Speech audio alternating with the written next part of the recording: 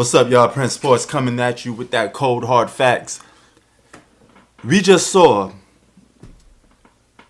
Jason Tatum upset Joel Embiid the same way Kawhi Leonard upset Joel Embiid. Now, if you look at NBA standings and top 5 best players in the game, Joel Embiid is highly considered ahead of Jason Tatum. And I think that's for a couple of reasons. One of the reasons is Joel Embiid is considered a guy that has to do more heavy lifting. All right, he's not playing with no other all-star. He's playing with a guy like James Harden, who's definitely not James Harden of old anymore. So the 76ers rely on Joel Embiid a lot more than the Celtics rely on Jason Tatum. As you can see in this game, you saw Jaylen Brown holding the game down, while Jason Tatum didn't really have much of a good game until the very closing minutes of the game. He closed the game out. And at the end of the day, that's the most important thing to do. And he gave them that dagger. But at the same time, if somebody was to say Joel Embiid is better than Jason Tatum, I think those would be the glorifying reasons. So a lot of people look at Joel Embiid, a guy who should have won MVP last year, and you say, hey, he's the better player, but Jason Tatum is on a better team. It's a clear cut that the Boston Celtics is a better team. Even though the 76ers basically lost this game on their own will, they have enough talent to compete with the Boston Celtics, all right? Because remember, they only lost by a clutch basket by Jason Tatum, which means they can hang with this team. It's not like a blowout. It could go 6 or 7 games in the best of 7.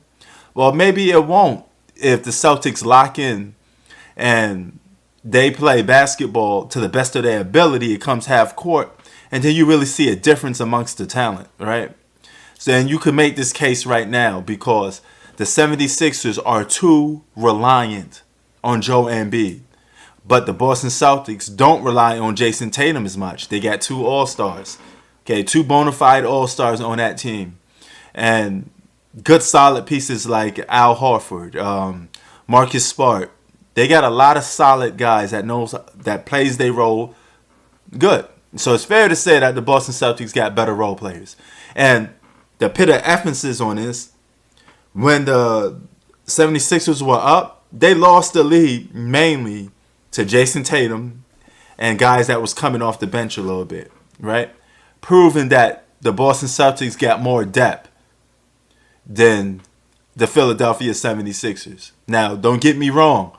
This game is still on Joel Embiid. Even though you hit 2 clutch shots, when this game was in jeopardy, you should have did something to stop the bleeding. You were up double digits. If you up double digits, there's no reason why you're going to cost your team the game. You were up double digits. Put your foot on their neck. Because for the whole game, you was basically outplaying Jason Tatum. All right?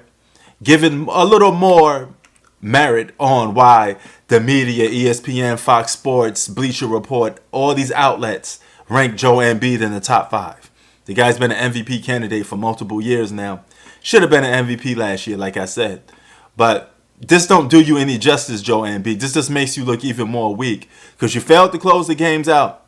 And if you can't be a good closer, you're not much of a superstar because the team needs you as a number 1 option to close games out. This proves that Jason Tatum is a better closer than Joel Embiid.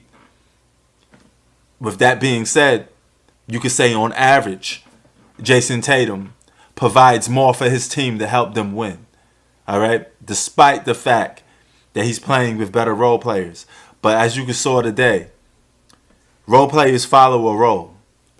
All right? It's not like the role players on the 76ers are scrubs. They're good enough to hang with the Boston Celtics, but the Boston Celtics still need that superstar to take them to the top. And Joel Embiid, you look like the guy that just can't do it.